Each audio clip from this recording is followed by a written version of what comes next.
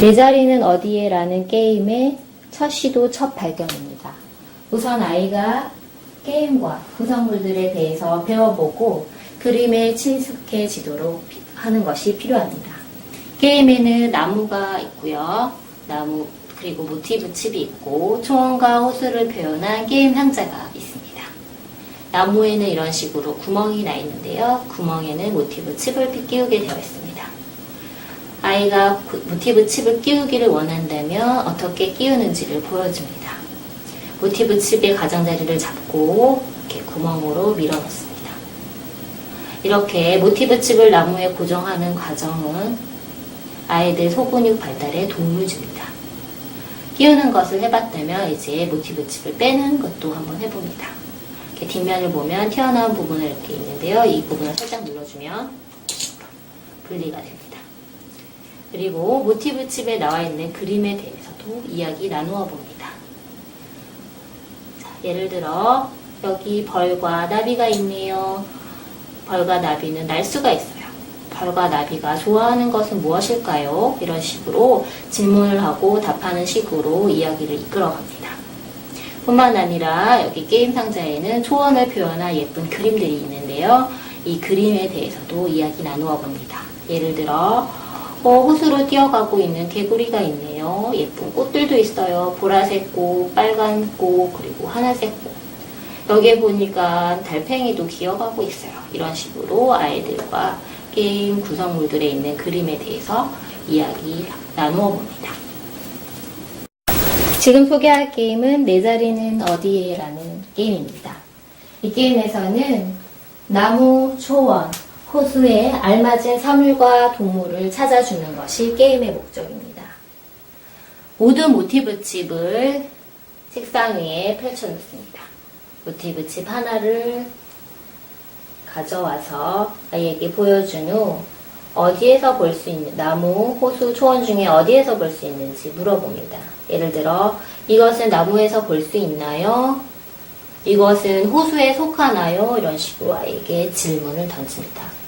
보통 오리와 물고기, 배는 호수에 속하고요.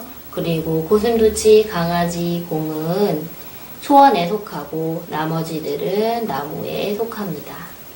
하지만 몇몇의 다른 그림은 다른 곳에 속하기도 합니다. 예를 들어서 나비와 벌은 초원에 있는 꽃으로 가기도 하기 때문에 초원에 속하기도 한 것입니다. 이렇게 대체 가능한 모티브도 답으로 인정을 합니다. 아이가 모티브 칩을 선택하고 속하는 곳을 맞추어서 이제 칩을 끼우게 되는데요. 이렇게 나무에 속하는 것은 나무에 끼우고 호수에 속하는 것은 호수에 놓고 초원에 속하는 것은 초원 위에다가 이렇게 올려놓습니다.